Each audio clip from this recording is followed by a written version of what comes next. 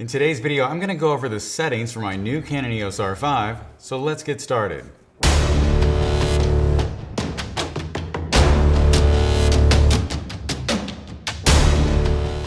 So now that we've finished the still settings for this camera, let's go in deep on how I have this camera set up for video.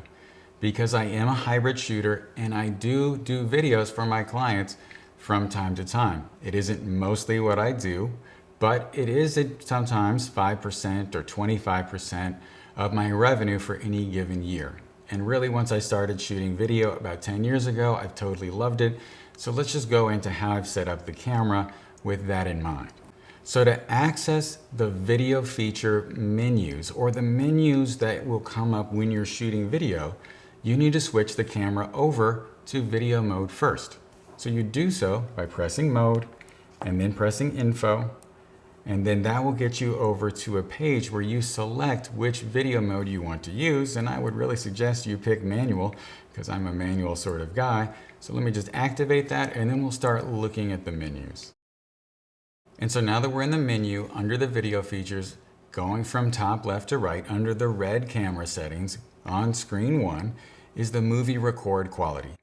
And for me, most of the time, I'm going to use 4K, 24p, Fine, or HQ mode. I'm not really sure why Fine and HQ are interchangeable words here, but they are in this menu system.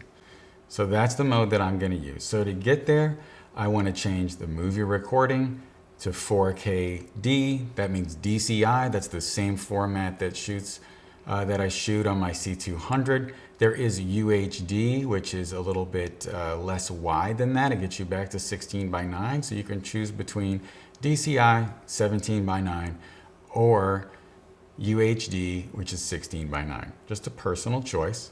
The next thing is I want to shoot in 23p. I don't want to shoot in 30p, although sometimes for certain projects I will.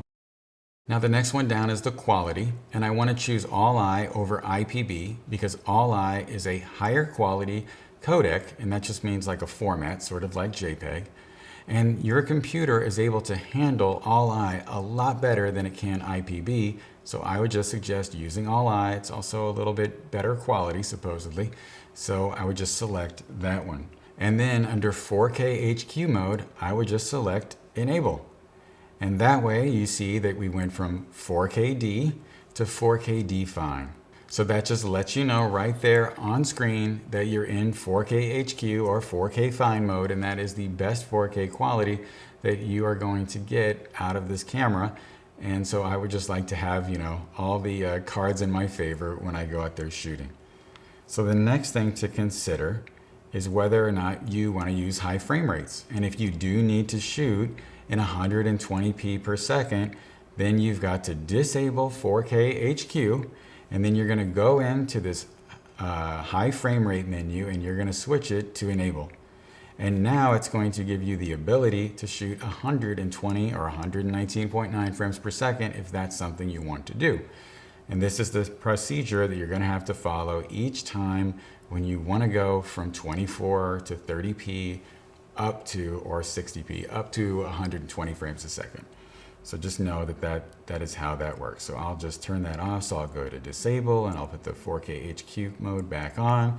And now I see that my frame rate is 29.7. So let me switch that over to 23.98 because that's what I want to shoot all the time. I just want to make sure this camera is ready to go when I'm ready to use it.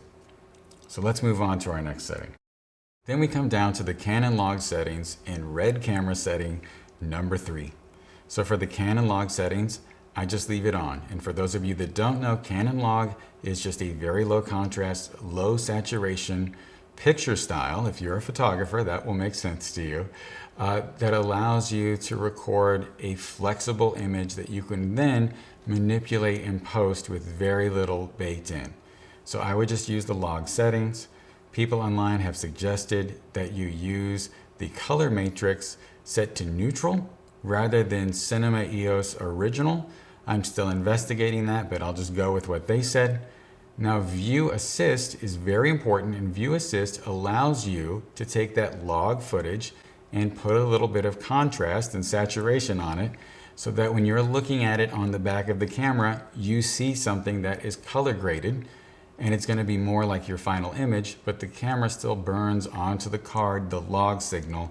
It doesn't burn onto the card the view assist image, but view assist will do a lot of the work for you and help you expose your pictures properly. So you just want to make sure that view assist is turned on. Everything else I leave as the default. Now just moving across here in the menus. So in IS, or image stabilization mode, we're just going to come in here and we're going to turn it on.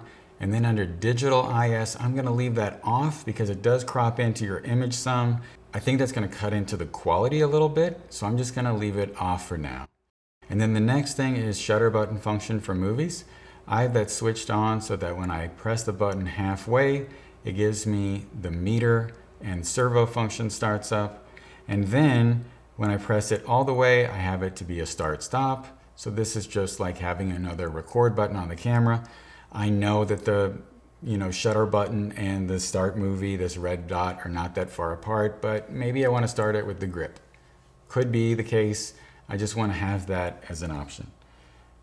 So now moving on to our next setting are the zebra settings. Now as a photographer, zebras won't mean anything to you, so I'll explain it to you very quickly.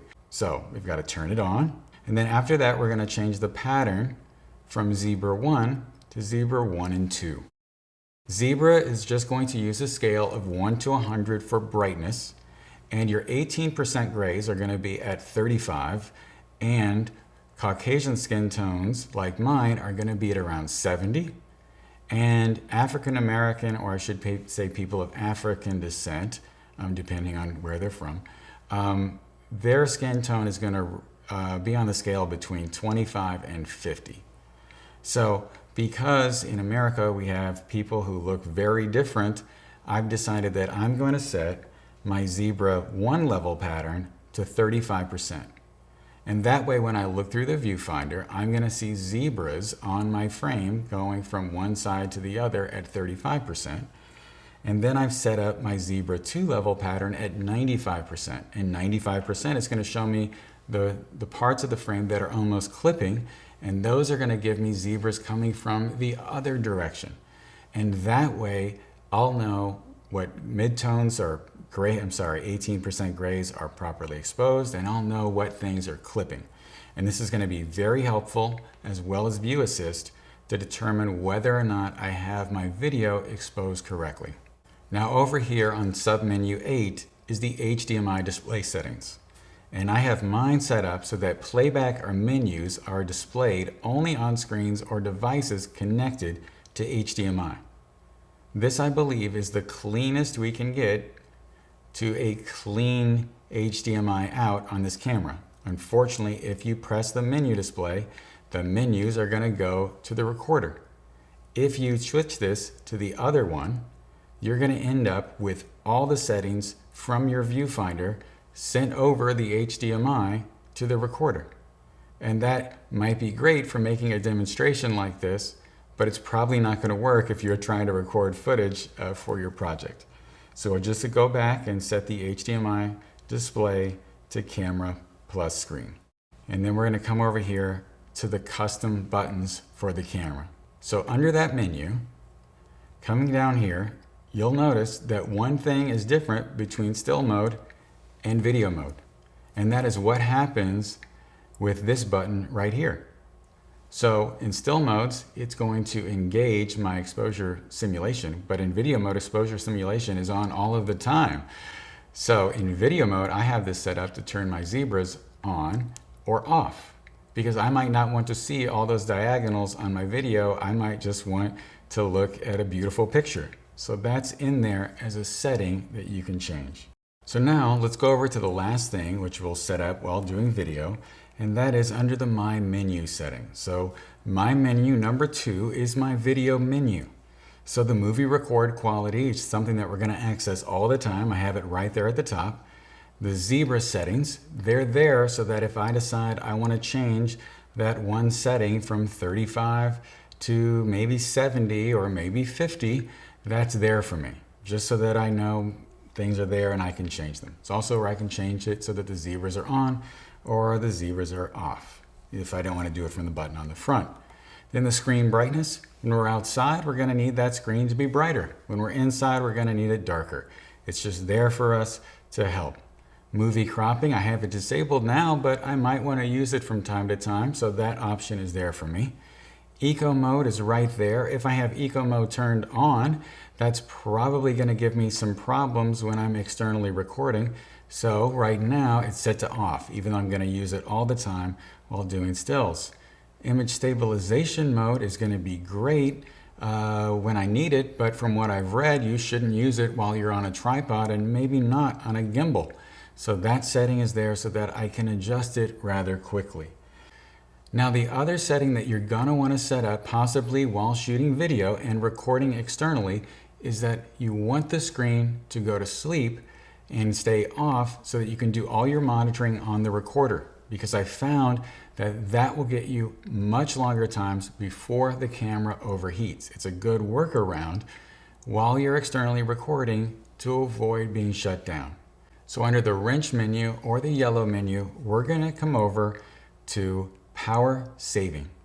And under power saving, we want to set it up so that the display goes off after 30 seconds, or maybe even better yet, 15 seconds. Now the other thing is that you want auto power off to be disabled. And that way, after 1 minute or up to 30 minutes, your camera doesn't turn itself off. That's going to be very important when you're externally recording a long session. And then under viewfinder off, you can just set that up to be 1 minute. That's the default that we had it in for stills, and everything should work great. Anyway, guys, I hope that all made sense and that was helpful when you go to set up your R5, because I know that there are so many changes between this camera and the 5D Mark IV. If you guys have any questions or comments, or if you think that I got something wrong, please leave those below. I'm sure that everybody is going to want to set up their camera differently, and this is just sort of the way that I have it set up for me so that it works for me. Thank you guys so much for watching. Please give me a thumbs up if you have a second. And if you're watching this video on Instagram TV, just know that I always post these videos sooner to my YouTube channel. Thank you so much for your time. Stay safe and have a great day.